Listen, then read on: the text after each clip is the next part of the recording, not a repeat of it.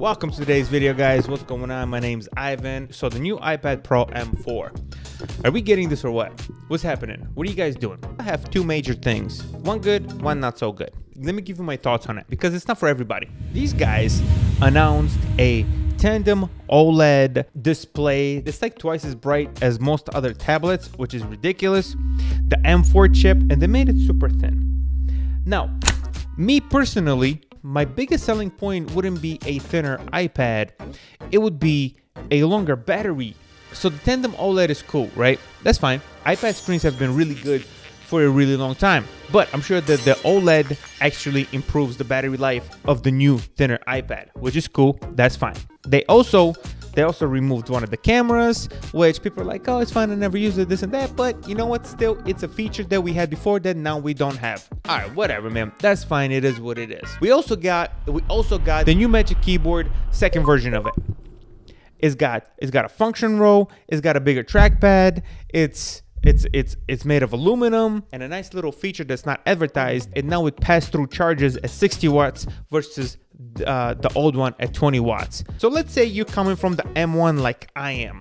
Let's say you're coming from the M1 like I am. If you're coming from pre-M1 device, I would say it is definitely worth the upgrade. But if you're coming from the M1 or the M2, there was no M3. If you're coming from the M1 or M2, you can hold out.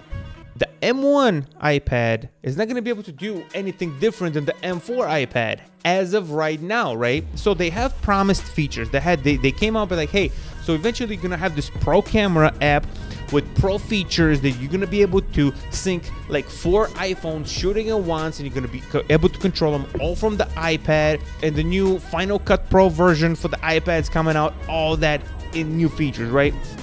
Yeah, but technically they're not out.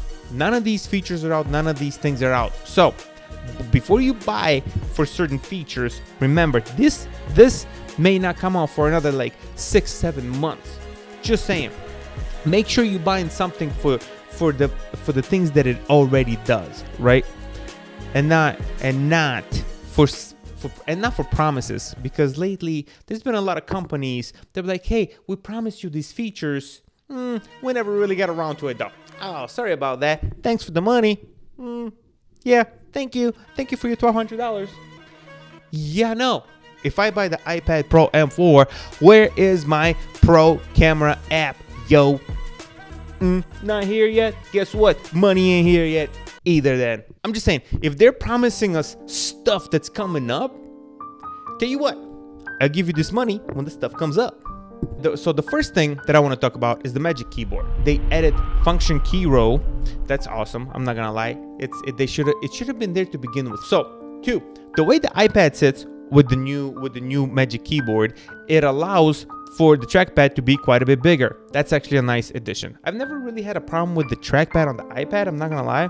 It's always been fine for me, but the bigger trackpad, the better. And one of the biggest things is now it's actually haptic keypad versus the actual click, versus the like literal physical click. Now it's a haptic. You just touch it and it simulates a click. That's cool.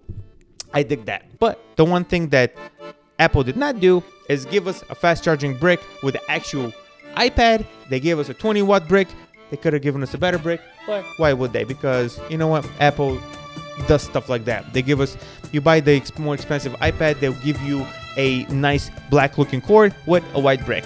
Anyway, I feel like Steve Jobs would have literally murdered somebody if they would have suggested that. And obviously the new Magic Keyboard only works with the new iPad Pro M4. And finally, they made it aluminum, which is pretty sweet. Gives it a very, very nice finish, very, very high-end finish. So that is a big plus of what they did with the keyboard, right? Let's talk about something that everybody's super hyped about, that I'm like, I don't know, that I'm like on the fence.